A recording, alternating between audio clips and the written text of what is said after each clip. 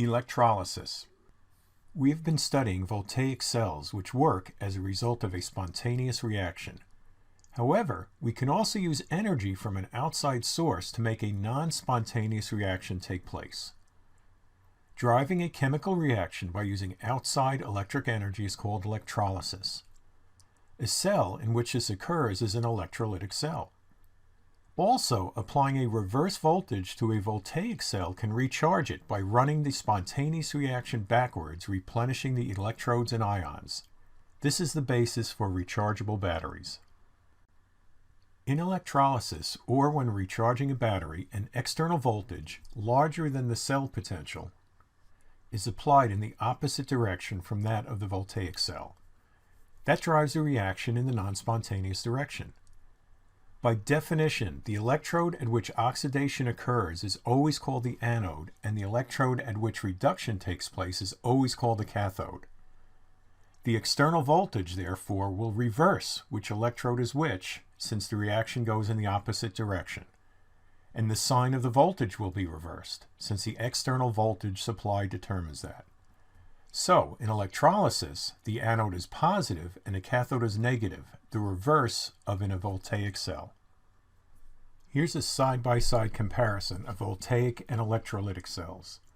And galvanic can also be used instead of voltaic. So, for our voltaic cell over here, we have electrons going this way, generating a voltage of 1.10 volts. Zinc is the anode because it's being oxidized. Cathode is the copper because it is being reduced. Now, when we look at the other one, electrolytic, what's the difference here? We have a power source greater than 1.10 volts. That will drive the electrons this way, which will also switch which is the cathode and which is the anode. Now the copper is the anode and the zinc is the cathode. Another side-by-side comparison. We have the electrolytic cell over here, voltaic here. For the electrolytic, external energy drives a non-spontaneous reaction. Voltaic, energy is released from a spontaneous redox reaction. Surroundings, the battery or power supply does work on the system, which is our cell. Voltaic, the system does work on the surroundings, i.e. it can light up a light bulb. Anode at positive voltage, cathode at negative, and they're reversed here for the voltaic cell. What's the same for both of them, and this might get a little tricky. Anode is always where the oxidation occurs. Cathode is always where reduction occurs. In other words, the anode for a voltaic cell becomes the cathode for the electrolytic cell, and vice versa. Electroplating uses an active electrode to deposit a thin layer of one metal onto another metal object. In this example, silver will be plated onto the spoon. The spoon is the cathode. Silver is the anode. The solution contains silver ions that will be reduced at the cathode to metallic silver coating the spoon. So here's the ions being reduced at the cathode, and then you have the coating of silver on it. The anode is oxidized to replenish the supply of silver ions. When a metal conductor is connected to a cell or battery, an electric potential difference is created. Electrons start moving due to the potential difference, and a current flows. The electric current in conductors doesn't cause any chemical changes inside the conductors. An electrolyte solution is a medium that contains dissolved ions. The ions, called electrolytes, conduct electricity. Most soluble salts, acids, and bases dissolved in a polar solvent, such as water, right? Water is a polar molecule, are electrolytes. When sodium chloride, otherwise known as table salt, is dissolved in water, right? Here's our salt up here, dissolved in water. The polar water molecules are able to work their way in between the individual ions in the lattice. The water molecules, here's the water molecules, surround the negative chloride ions, which are the anions, and positive sodium ions, which are the cations, and pull them away into the solution. This process is called dissociation. Electrolysis is the flow of electricity through an electrolyte solution with cations moving to the cathode to get reduced and anions moving to the anode to get oxidized.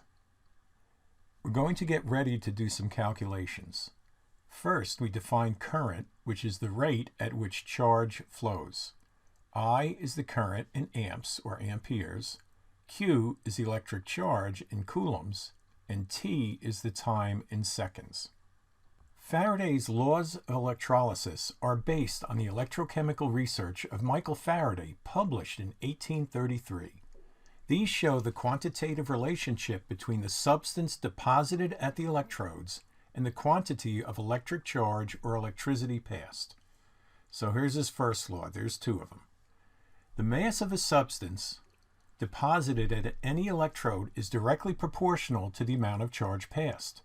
So M is the mass in kilograms, Q is the electric charge, and Z is the electrochemical equivalent in kilograms per coulomb.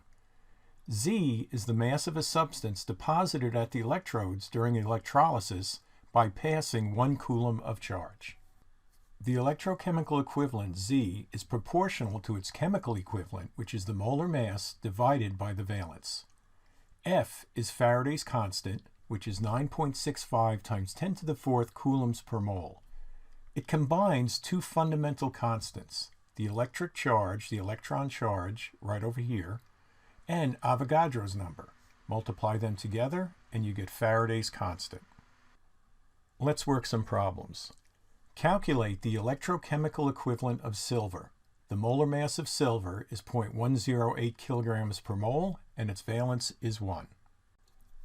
We write our givens over here, right? The molar mass, the valence, and Faraday's constant. Then we substitute them into the electrochemical equivalent. And here they are, right? Here's Faraday's constant. Here is the molar mass. Here's the valence.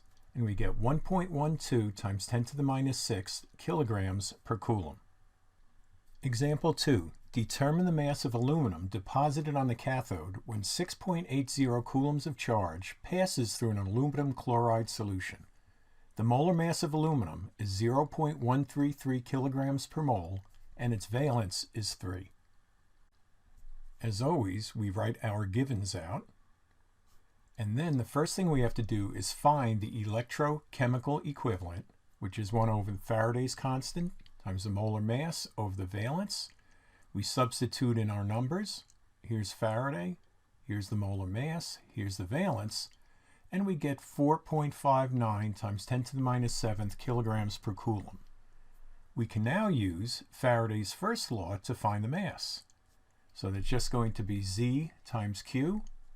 Here's our Z value that we just calculated, and here's the amount of charge, and we get 3.12 times 10 to the minus 6 kilograms.